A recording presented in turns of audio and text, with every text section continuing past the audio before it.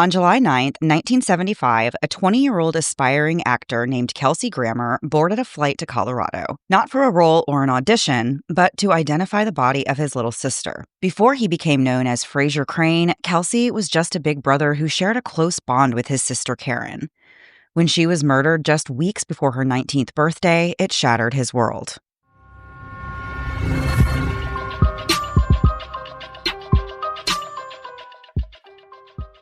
Hey guys, and welcome to the Moms and Mysteries podcast, a true crime podcast featuring myself, Mandy, and my dear friend, Melissa. Hi, Melissa. Hi, Mandy. How are you? I'm doing great, Melissa. How are you doing? I'm wonderful. Thank you so much for asking. Mandy, I did something so fun this week, and I think you should do it. And you may have done it before, but I fully recommend it. If you're coming to Orlando, I think people should do it. It's the Out of Control Magic Comedy Dinner Show. It's at Wonderworks. Fun. So fun. I think the tickets were like $25. Me and my sister brought our two boys and came with pizza, salad, dessert. They're really good with food allergies. And it was a really fun magic show where he's taking people up on the stage, and he's done it for like 25 years. Like, it's the longest running dinner theater magic comedy thing. And I thought it was so much fun. Like, I don't know. I think you would, I think you would enjoy it. No, At least your younger boy would enjoy it. I don't know if the older one. There's like an age where you get kind of too cool for this stuff. And you just don't enjoy anything when you're 15, Yeah, 16. Everything.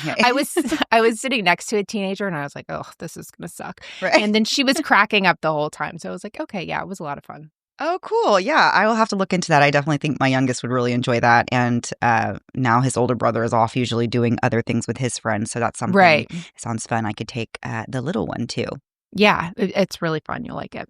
So we'll get right into the story this week. There is a lot to cover, and this is a story that has been in the media a lot before and actually kind of is currently, it was talked about by Kelsey Grammer himself. So this is a case that we're excited to share this week. Karen Grammer was born on July 15th, 1956 to Sally and Alan Grammer. She was smart as a whip and talented as a poet, and she lived her life with joy and compassion. Karen and her brother Kelsey were exceptionally close, and they had been through a lot together in their childhood. After their parents divorced, their dad moved to the Virgin Islands and was rarely seen again. Then, in April of 1968, their father was murdered at his home in St. Thomas, and we won't go into a ton of detail on his murder, but it appears that he was murdered in retaliation for racism. So Kelsey and Karen were raised by their mom and their grandparents in Florida. Their grandfather, Gordon, was a war hero and someone who offered stability in their lives. He became a father figure to the kids. Kelsey and Karen spent a lot of time boating up and down the waterway between the Barrier Islands and the Florida mainland. After Gordon passed away, Kelsey felt the pressure to become the man of the house, and his bond with his sister Karen only deepened. Kelsey once said that they were each other's refuge. In the mid-1970s, Karen had just graduated high school a year early, and she went on to attend Berry College in Georgia, but after one semester, she decided that it wasn't for her. Soon, she relocated to Colorado Springs with a roommate and started working at Red Lobster. Karen had a boyfriend and plans for the future. Meanwhile, Kelsey had gone off to New York to attend Juilliard. On June 30th, 1975, Karen called her brother and told him that she'd be coming home to Florida after the 4th of July. But then when Kelsey didn't hear from her again and couldn't get a hold of her, he did the only thing he could think to do, which was to contact the police. What he didn't know yet was that Colorado Springs police were already investigating a horrifying crime scene and struggling to identify their victim. Back on July 1st, the day after Karen's last call to her brother, a resident returning home at around 3 a.m. found the body of a young woman lying in a pool of blood on their porch. There was blood near the doorbell that looked like Karen had tried to ring it for help. She had been stabbed in the neck so deeply that she was nearly decapitated, and she had other wounds on her back and her hand. The coroner believed that she had likely fought back against her attacker and then crawled as much as 800 feet trying to get help before she collapsed and died. It was estimated that it took between 5 and 10 minutes for Karen to bleed out. When Karen's body was discovered, she had no form of ID on her and no one knew who she was. Nearly a week passed before Karen's roommate finally reported her missing. The roommate told police she hadn't seen Karen since June 30th, and the description she gave of her matched the description of the body that was found. On July 8th, detectives showed up at Kelsey's home in Florida and told him they believed his sister was a Jane Doe that was found in Colorado. Kelsey flew out the next day to identify her body. Police would eventually put the pieces together about what happened that night. They believed that Karen had gone to Red Lobster to wait for her boyfriend to get off work. Around 11:30 p.m., another employee saw Karen standing outside in the parking lot with 3 men. Minutes later, 2 of those men walked into the restaurant and attempted a robbery, but they left when the manager intervened. By the time Karen's boyfriend came out, Karen was gone, and she never made it home.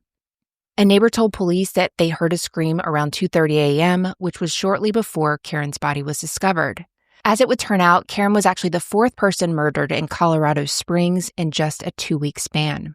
2 weeks before Karen was murdered, a truck driver traveling along Highway 115 in the early morning hours of June 17th came across a terrifying sight. There was an abandoned truck riddled with bullets and a young man lying dead nearby. The victim was Francis Gerald Romish, who went by Jerry. He was just 19 years old. Jerry had grown up in Grand Junction and Palisade, Colorado, and he was one of 8 siblings. He had joined the Army in January of the previous year, and at the time of his death, he was stationed at Fort Carson, just outside of Colorado Springs. Jerry was a Specialist 4 and assigned to a military intelligence unit. In his downtime, he loved to hunt and fish, or anything that just got him outdoors. In the hours before his death, Jerry had been driving back to base after spending the weekend with his family. Somewhere along the way, he pulled into a picnic area to rest, and that's when he was violently ambushed. Investigators determined that Jerry was actually asleep inside of his truck when someone attacked him. He woke up, probably in a panic, and tried to run away. He drove his truck through a barbed wire fence, down a steep embankment, through a field, and plowed through another fence before coming to a stop at the opposite side of the highway from where he had started, but the damage had already been done. The front windshield of Jerry's truck had been blasted with bullets, and there were 11 holes in total, with more on the side of the vehicle. Jerry's wallet was missing, and investigators believed this was a targeted attack and that more than one weapon had been used. An autopsy revealed that Jerry had been shot twice, once in the chest and once in the back. One of the shots may have been fired after Jerry got out of the truck in an attempt to flee. His time of death was estimated at around 12:30 a.m. Just 2 days after Jerry was ambushed and killed, another man was found shot in the head on the side of the road.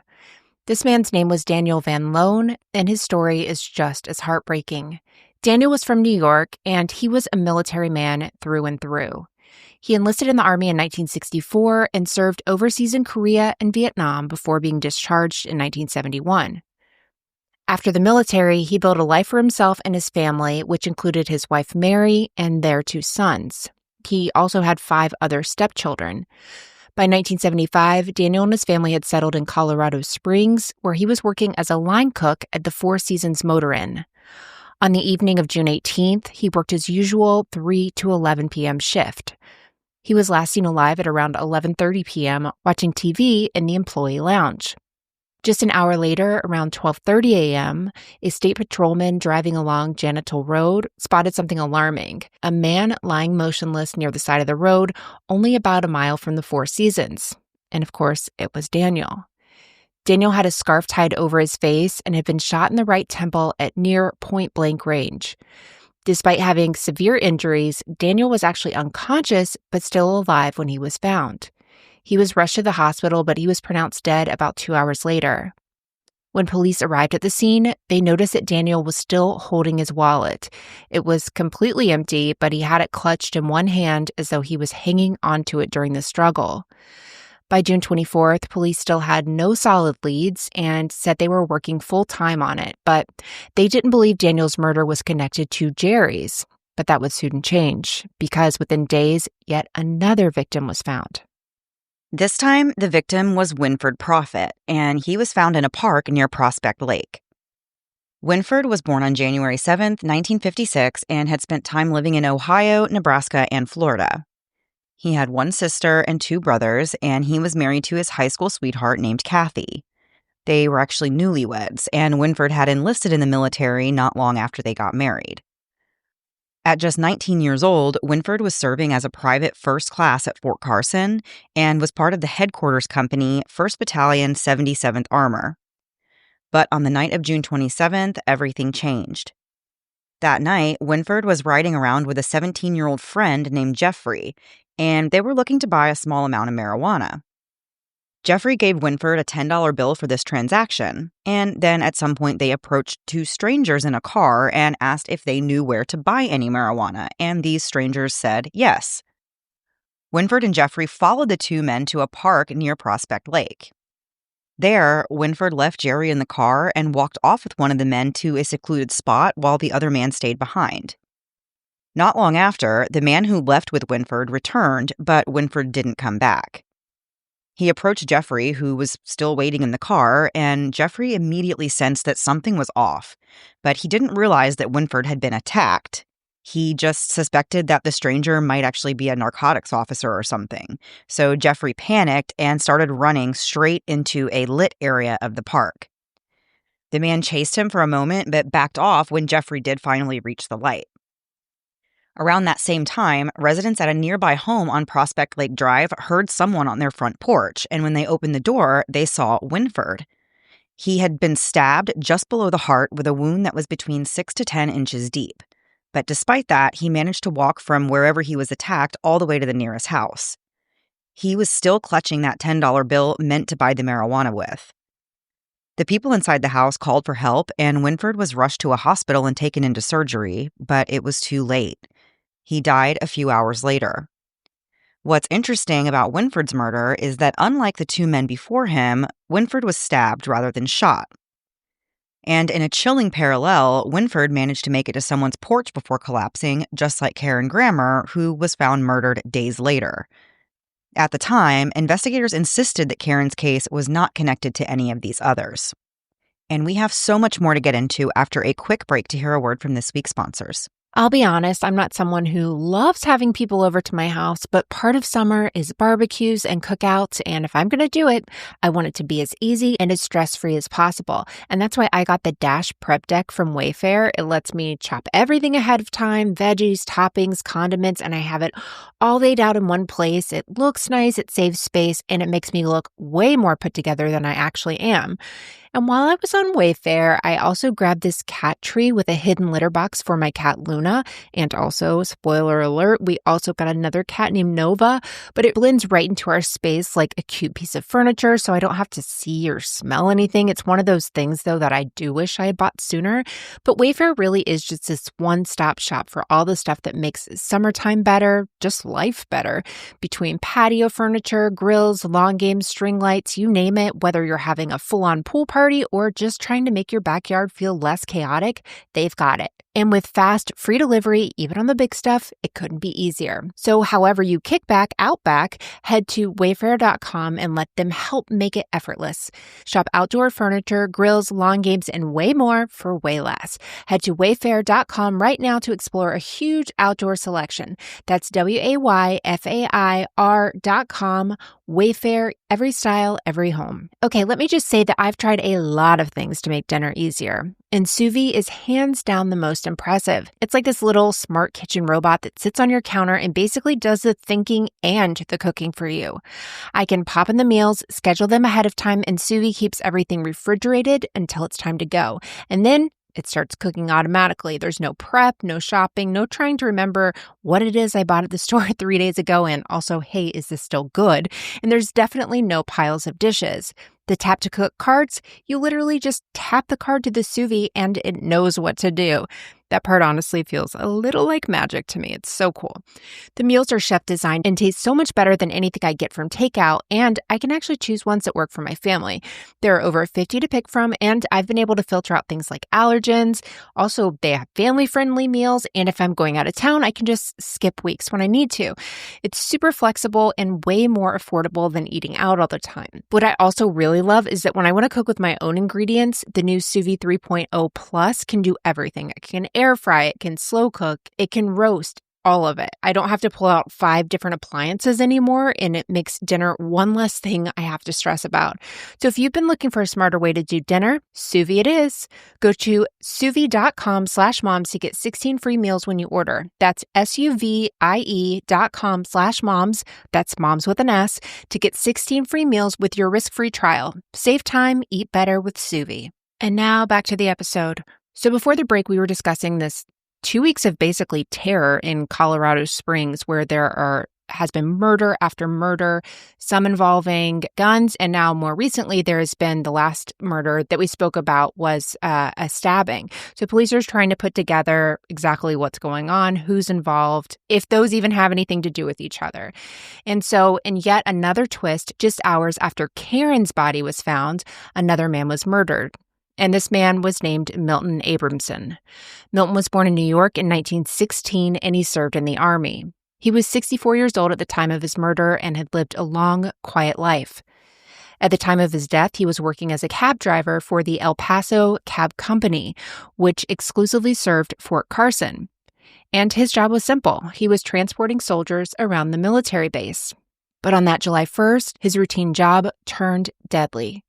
There are 2 different accounts of how Milton crossed paths with the men who would ultimately kill him. According to Fort Carson's public information officer, Milton radioed dispatch around 9:50 p.m. and said that 2 men had flagged him down on Butts Road. He said he was taking them to Butts Field, which was located on the southern side of the base. And this was the last time anyone ever heard from him. About 45 minutes later, dispatch tried to reach him again and got no response, so they contacted military police and launched a search. The FBI had a different version of what they believe happened. They claimed that Milton had picked up the 2 men at the International House Canteen at around 11 p.m. that same night.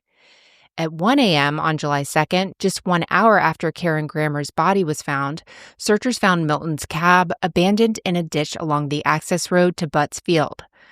The vehicle was spattered with blood, but Milton was gone. Hours later, Milton's body was found about 3.5 miles away from the cab. He had been brutally murdered, stabbed more than 36 times in the neck, chest, and stomach, and his throat was slashed. But the question was, why on earth would a 64-year-old veteran driving a cab be killed in such a brutal way? With 5 murders in less than 15 days, authorities really had their hands full. But the most terrifying part was that the murders weren't over yet. By July 2nd, a task force was formed to try and get to the bottom of these brutal murders ravaging the city. It was clear to police that this wasn't just a series of isolated crimes. A pattern was actually starting to emerge now. Investigators from the sheriff's office, the military, and the city police joined together, and at some point the FBI did get involved as well. But not everyone was on the same page. On July 4th, police announced that there was no connection between any of the murders and claimed the motives were all quite different. The FBI disagreed, and one agent said that you just can't rule out a connection when 6 people are murdered in such a short span of time in the same area, which, yeah, valid point. And then it happened again. On July 25th, just over 3 weeks after Karen's death, police got a call from a resident on Baylor Drive in Colorado Springs just after 10 p.m. This caller reported hearing gunshots, and when police arrived, they found 21-year-old Winslow Douglas Watson III lying on the curb. Winslow had been shot 3 times in the head and once in the hand. He was dead when officers arrived. Winslow had grown up in Philadelphia and moved to Colorado Springs in 1974. At the time of his murder, he was unemployed and living with a roommate named Michael Corbett, and that name would soon become very important. At the scene of Winslow's murder, police found some very odd details. There was a bottle of wine in a paper bag, an empty matchbook in Winslow's hand, and a cigarette nearby. His wallet was still in his pocket, completely untouched. There was no sign of robbery or struggle, just a young man shot in cold blood and left on the side of the road. After Winslow's murder, things went quiet for a little while until a month later when violence erupted again. At around 1 a.m. on August 30th, a group of 6 men, 2 of who were Fort Carson soldiers, arrived at Bell's Nightingale nightclub in Colorado Springs. As they walked toward the entrance, gunshots rang out. They were ambushed by 2 men with shotguns in a targeted, full-blown attack. Chaos erupted, and when the shooting came to a halt, one man was left dead, and that man was 19-year-old Ricky Allen Lewis. Ricky had grown up in Colorado Springs and come from a large family with 3 brothers and 4 sisters. He was shot at close range in the heart and died instantly. 5 other men were taken to the hospital, but miraculously, they all survived. People at the club were able to identify one of the shooters as a Fort Carson soldier named Michael Corbett. And yes, we're talking about the same Michael Corbett who'd been living with Winslow Watson weeks before he was murdered. And as it would turn out, Michael Corbett wasn't just any regular soldier. He was a private first class, trained in martial arts, and extremely skilled with a knife. Within hours, a manhunt was underway, and for the first time, investigators had a real lead to follow. Hours after the shooting, military police from Fort Carson tracked Michael down. When they found him, he was with another soldier named Mitchell Martin, and in their possession were 2 shotguns. One was a 12-gauge and one was a 20-gauge, which were the exact same gauges used to shoot Ricky Lewis and his friends. Both of these men were read their Miranda rights and brought in for questioning. During the interview, Michael admitted that the 12-gauge shotgun was his and said the 20-gauge belonged to Martin. Police informed him that they planned to run ballistics tests to determine if these guns were a match for the ones used in the shooting, and Michael really didn't say much after that. That's when the military police stopped the interview. And in a surprising twist, they actually let Michael go. But just a few hours later, Michael actually returned to speak with the sheriff's detectives. He basically gave the same statements as before, and he was let go again. It's unclear exactly whether Mitchell Martin actually said anything to the police, but both men were under serious suspicion. When the ballistics test results came back, there wasn't enough to definitively prove which of these 2 men had fired the fatal shot, but it was enough to move forward. Michael and Mitchell were both arrested and charged with first-degree murder for Ricky's death, 5 counts of first-degree assault for the men who survived the nightclub shooting, and 1 count of second-degree assault. At that point, investigators had their foot in the right door. But what they didn't realize yet was that they weren't just dealing with a pair of shooters, and it also wasn't just about Ricky Lewis. The truth would soon emerge, tying Michael, Mitchell, and 1 other man to nearly every single murder in that Colorado Springs spree that had happened that summer. Once they had Michael and Mitchell in custody, they started looking into their backgrounds and immediately noticed that Michael was roommates with one of the murder victims, one of those that had just been found a few weeks earlier. Then, a break in the case came when a Fort Carson soldier named Larry Dunn was arrested on an unrelated charge. But while he was in custody, Larry told the investigators that he had information about 2 of the Colorado Springs murders. He specifically mentioned the murders of Daniel Von Loan and Karen Grammer. Larry alleged that he was actually present for both of those murders, and he was willing to tell the detectives everything. Larry agreed to testify in exchange for immunity, and what he revealed would blow the case wide open. According to Larry, in mid-June, he was staying with a civilian employee from Fort Carson named Freddie Glenn. Freddie wasn't a soldier, but he'd been hanging around the base. He drifted between jobs, and according to Larry, he was more than just a petty criminal. He was actually the ringleader. On the night of June 18th, Larry, Michael Corbett, and Freddie Glenn had been hanging out together. They smoked some weed, drank some wine, and talked about going to rob someone. The plan was always to do a violent robbery, and at one point, one of the men said that if they were identified during the commission of this robbery, the person they were robbing would have to die. That night, all 3 of them piled into a car, and Michael brought his gun along with them. They headed toward the Four Seasons Motor Inn, where Daniel Van Loan had just finished his evening shift. The men saw Daniel walking to his car and approached him. Michael and Larry got out of the car while Freddie stayed parked nearby. When the men got out of the car, Larry had the gun, and he and Michael walked up to Daniel and ordered him to get out of his vehicle. Larry then held Daniel at gunpoint and walked him back to Freddie's car, where he was blindfolded with a scarf and forced to get inside, and then they drove toward Janitel Road. Larry told the investigators that Daniel begged for his life during the ride and told them about his wife and family and promised not to say anything if they let him go. But once they got to a remote area, Michael and Larry took Daniel out of the car and ordered him to lay on the ground. Michael then motioned for Larry to hand over the gun, and then he shot Daniel in the head from just 1 inch away. After terrorizing and executing an innocent man, they robbed him of the whole 50 cents that he had in his pocket. But that's not all Larry shared. Next, he explained what happened in the murder of Karen Grammer, and it was far more horrifying than anyone could have imagined. Larry claimed that on the evening of June 30th, he and Freddie Glenn were throwing a party at their apartment. Michael Corbett was there, but he supposedly left before anything happened that night. There was also a 20-year-old there named Eric McLeod. As the night wore on, Larry, Freddie, and Eric drank wine and smoked marijuana before they decided that they wanted to go out and commit a robbery.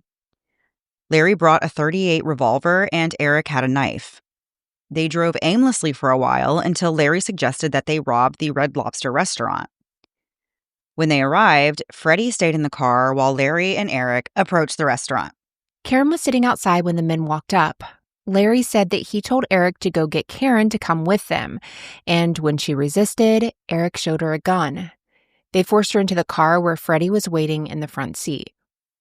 After they abducted Karen, they actually did attempt to rob the restaurant, but as they walked inside, a man asked what they were doing, and Larry got spooked, so they fled before they could pull it off, which is amazing to me. These guys are out here killing people, and a manager's just asking you about what you're doing there is what sets you off. Well, yeah, because what are you going to do? You me. can't kill him in the middle of a restaurant full of people, right? So, that's the situation. It's like, Yeah, they like to because take they're people, cowards. innocent people, out into the middle of nowhere and do this to them where no one can help. So, yeah, of course, they're not going to do any, they're not going to take it that far in the middle of a restaurant. Right. From there, with a terrified Karen in the car, they drove around looking for a store to rob.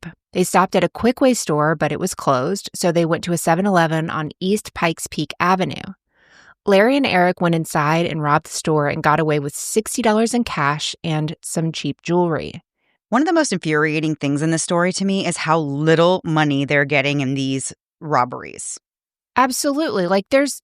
The robbery feels like such an after of all of this. Like the murder seems to be fully the primary reason, because there's no reason you go to these tiny places or this random girl sitting outside of none of that makes sense. You're there to kill people, and if you get some money, great. Next, they drove to Eric's apartment, and along the way, Karen pleaded with the men not to kill her and said she would do anything they wanted if they let her live.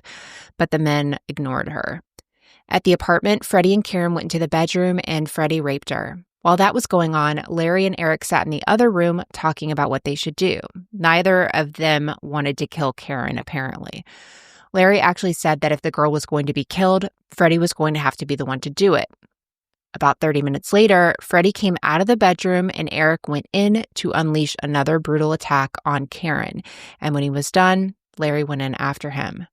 So at that point, the three men made the decision that Karen would need to be killed. Before they left the apartment, Eric handed Freddie a knife. They got back into the car, this time with Larry driving. Eric was in the passenger seat, and Freddie and Karen were in the back.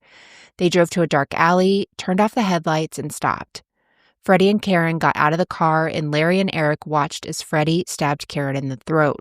Karen collapsed and was left there alone to die. The men returned to Larry and Freddie's apartment, and Eric went home shortly after. Freddie still had blood on his hands and on the car. He claimed that he just threw the knife away.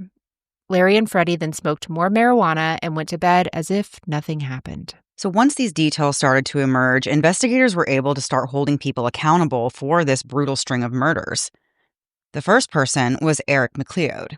He was arrested and charged with the kidnapping, rape, and murder of Karen Grammer, along with the robbery of the 7-Eleven store that same night. But then, in a move that left many people shocked, Eric took a plea deal. He pleaded guilty to rape and robbery in exchange for dropping the kidnapping and murder charges. Unreal. He was sentenced to just 15 to 20 years. Freddie Glenn, the man who stabbed Karen to death, was arrested and charged with her rape, kidnapping, and capital murder, as well as the murder of Daniel Van Loan.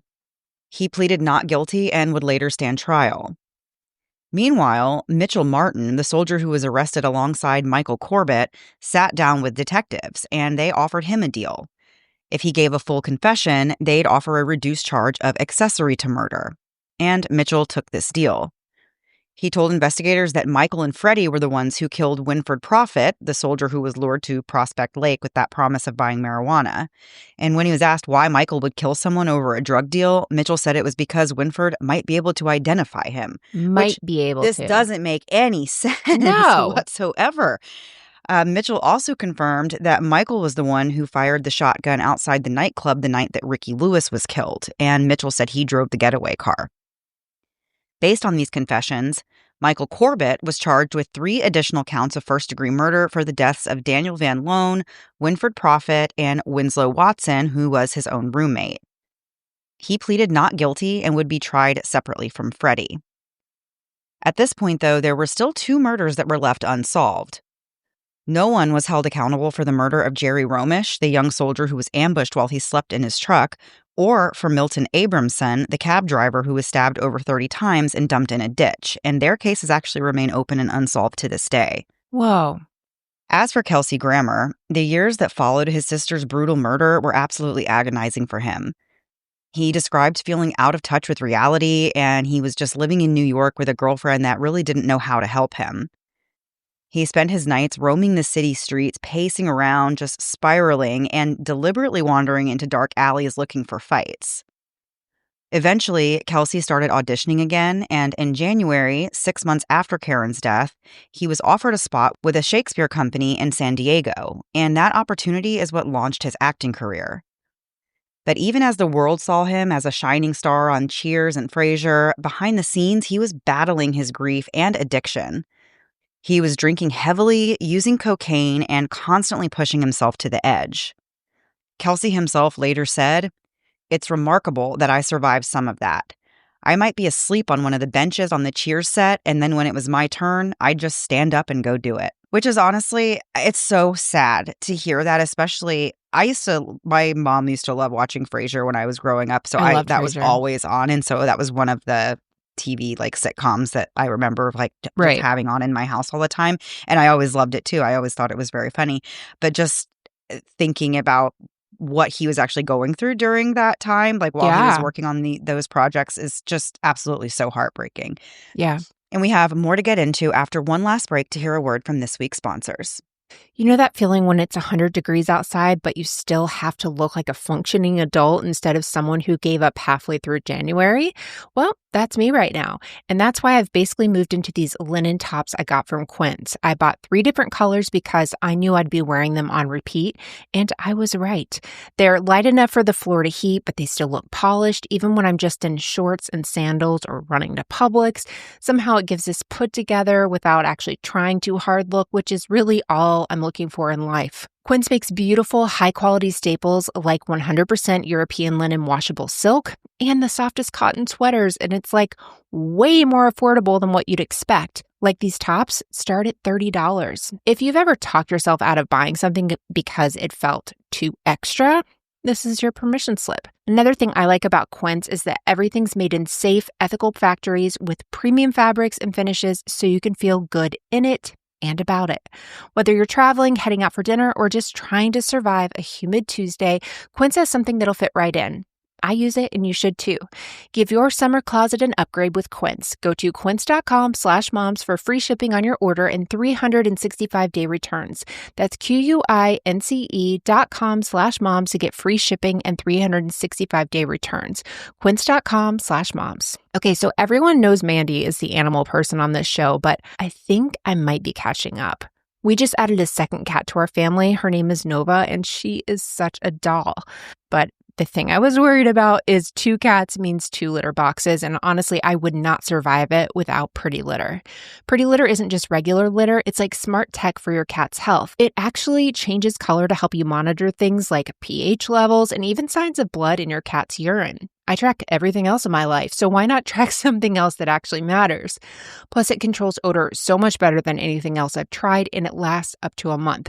I don't have to scoop every 5 seconds, and now with Luna and Nova, I need something that works smarter and not stinkier. I also love that it ships right to my door, so there's no more dragging home a giant box of litter from the store. It's also low dust, which is a big deal when you've got kids, pets, and allergies all in one house. Pretty Litter has officially earned a permanent spot in my home, and even Mandy approves. We use it, and you should too. Right now, save 20% on your first order and get a free cat toy at prettylitter.com/moms. That's prettylitter.com/moms to save 20% on your first order and get a free cat toy. prettylitter.com/moms.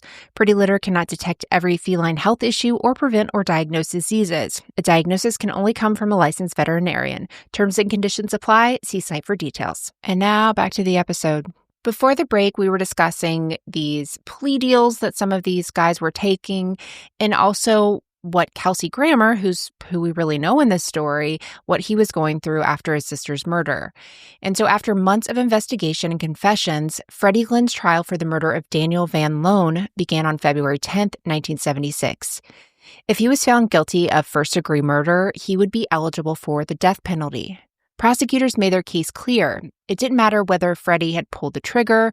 Under the law, if someone's killed during the course of an armed robbery, everyone involved in that robbery can be held equally responsible.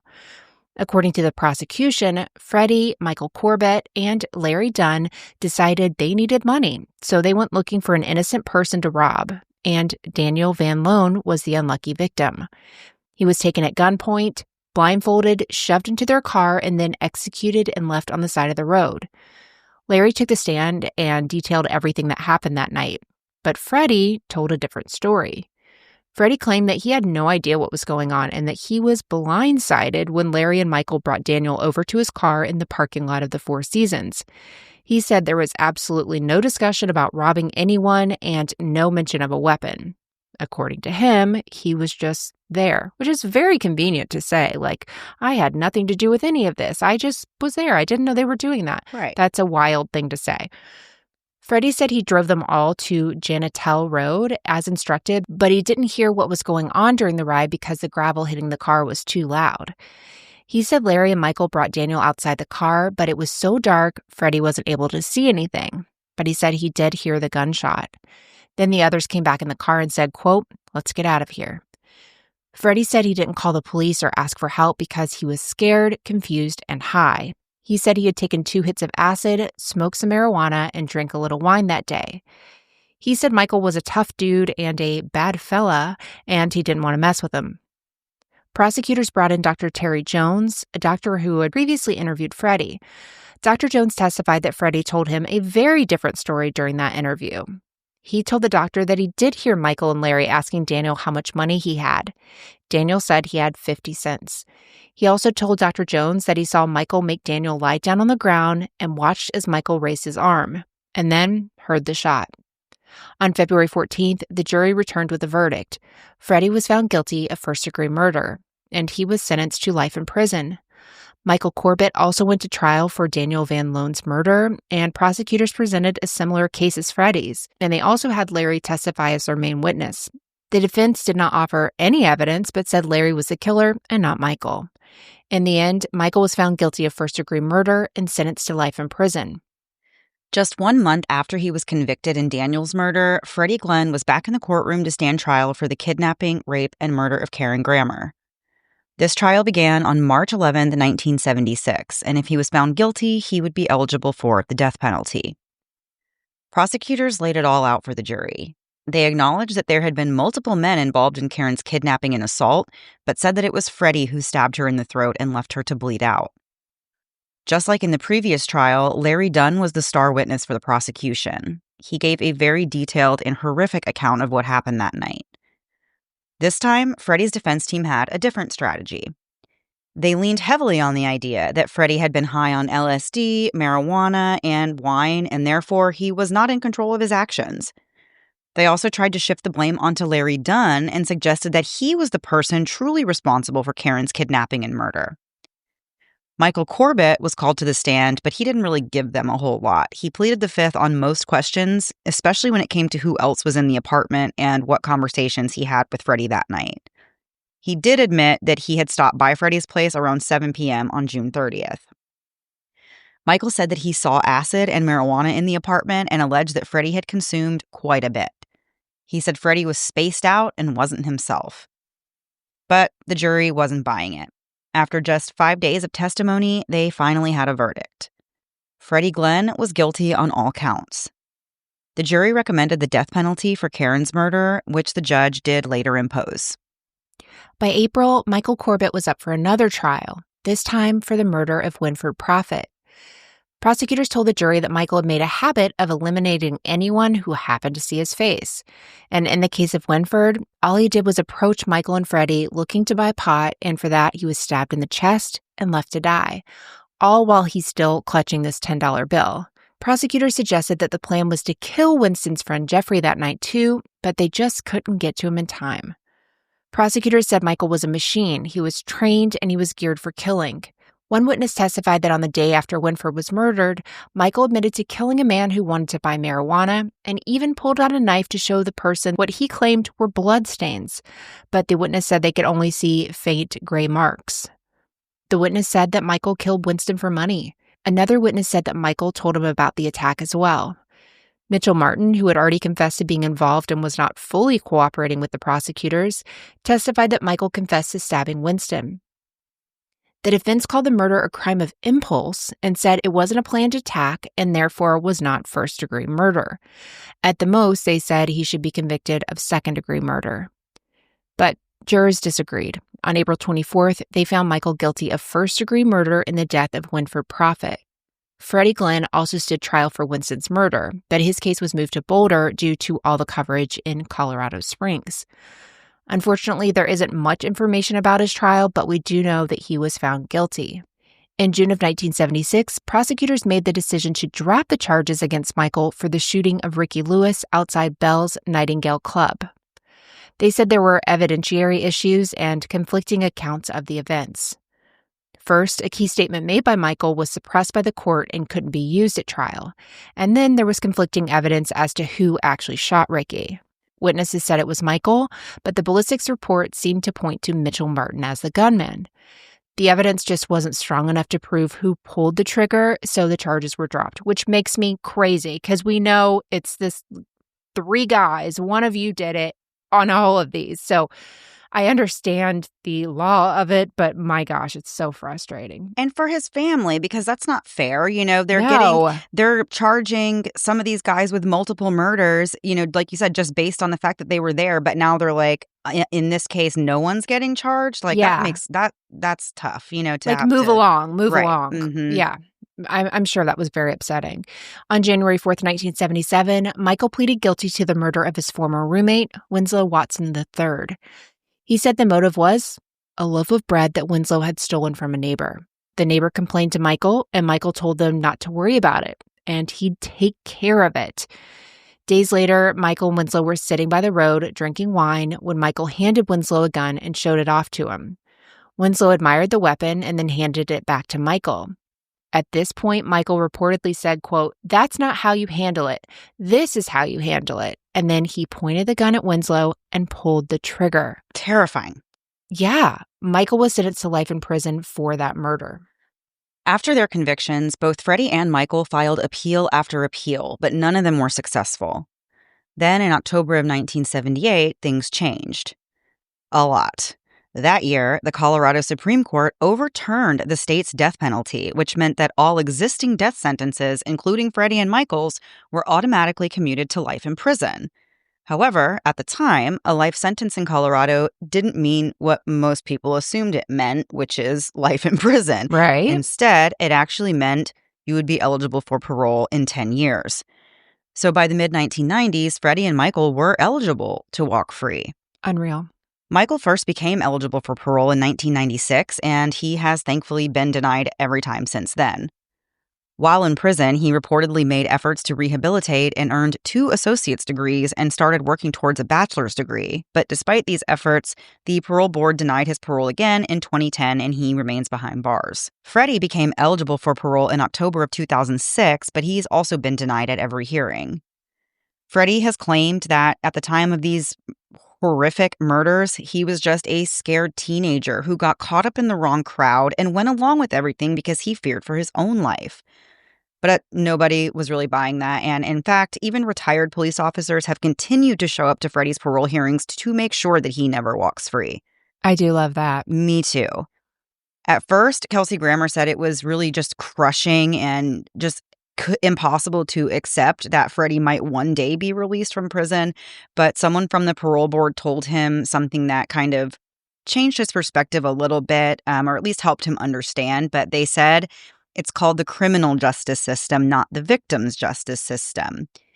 They were just saying, like, these criminals get to go on with this forever. They can keep making these appeals. They can keep fighting the system. Right. They can keep fighting for their own freedom. And unfortunately, that means the victims' families have to go along for the ride.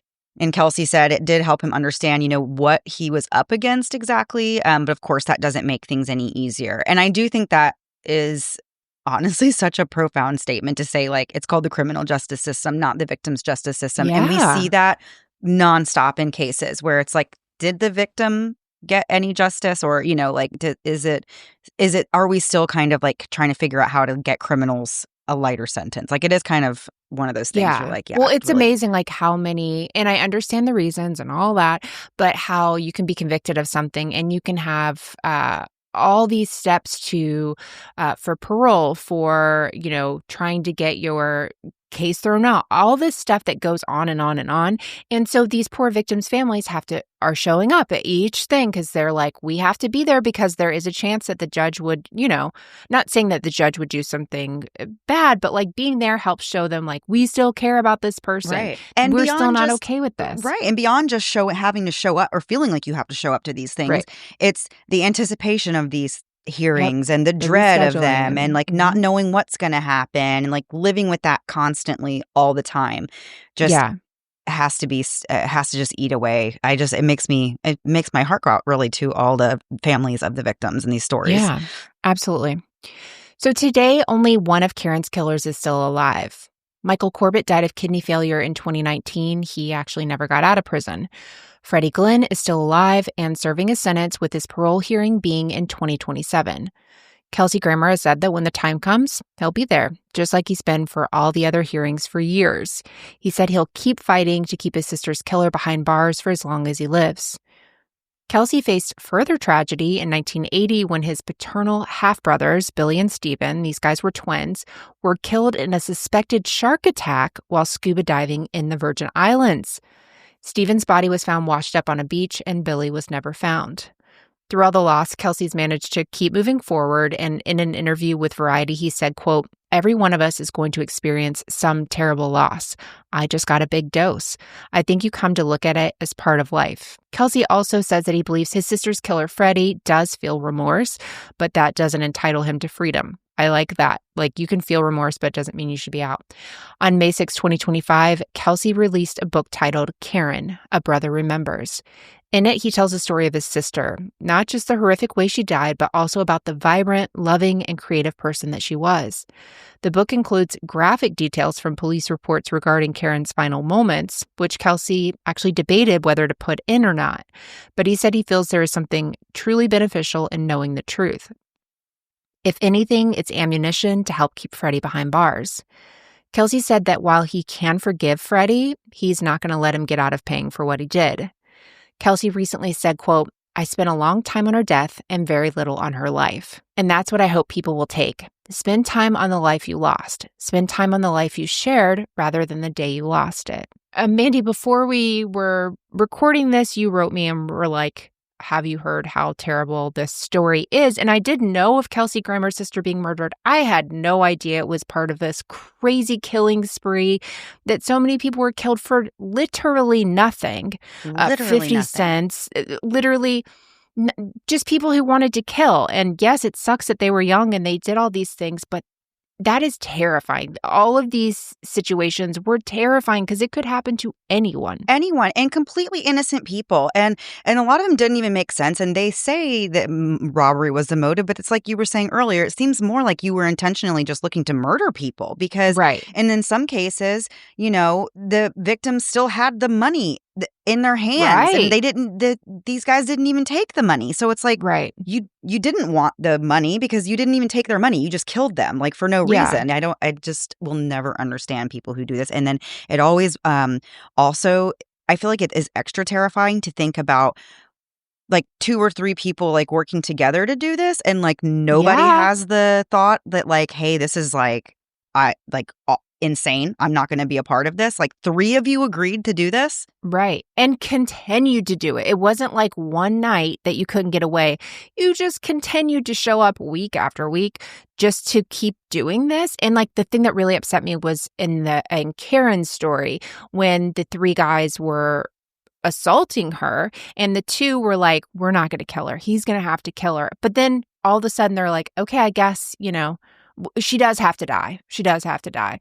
Just, oh my gosh, the whole thing is so sick and makes me so mad. But I do want to read that book. I'd be interested to read it because, I mean, this story is, man, it's awful. So before we get out of here, we did have one little fun and exciting thing that we wanted to share, and that is that we are celebrating 8 years of Moms and Mysteries, which, oh my gosh, Melissa, 8 years? I know. And I keep thinking 7. Like, for some reason, I must have just skipped 7 altogether because I'm like, no, it's actually 8. That's crazy. It reminds me of like my mom every time I talk to her or every time it's my birthday and she's like, how old are you? 33? I'm like, Mom, I haven't been 33 for like a very long time now. But yeah, we've lost track of all the years. But yeah, we're celebrating 8 years of Moms and Mysteries. And of course, we just want to say thank you to everybody who listens for your support. We absolutely could not do the show without listeners, and we would not be here without you. So to show our appreciation, we want to give away 6 months of free Patreon access, which is something we have never done before. And I am very excited that we are able to do that. So we're going to give away 6 months free Patreon access to 8 lucky listeners. And Melissa, tell us how you can enter. Absolutely. So this episode that we are sharing today, July 15th, you can share this episode on your social media. So Instagram, Facebook, TikTok, wherever you are hanging out. Make sure you tag us. I'll have it all in our show notes. So if you're on TikTok, what our name is, because it's a little different on everything. I don't like it. You don't like it. None of us like it.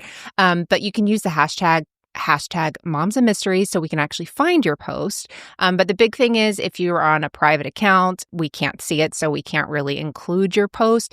I know on Facebook, I think you can make some posts public. So if you do that, you can change the settings for that. That would be great.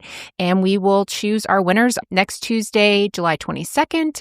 And thank you again for 8 years. It's crazy. And we're excited to keep doing at least a few more. At least. We have to do at least 2 more years because if we don't make it to 10, I mean, I don't know what will happen, but it will just feel incomplete. Yeah. What's the point? What's the point? All right, guys. Thank you so much for listening today and every single week. We will be back next week. Same time, same place, new story. Have a great week. Bye.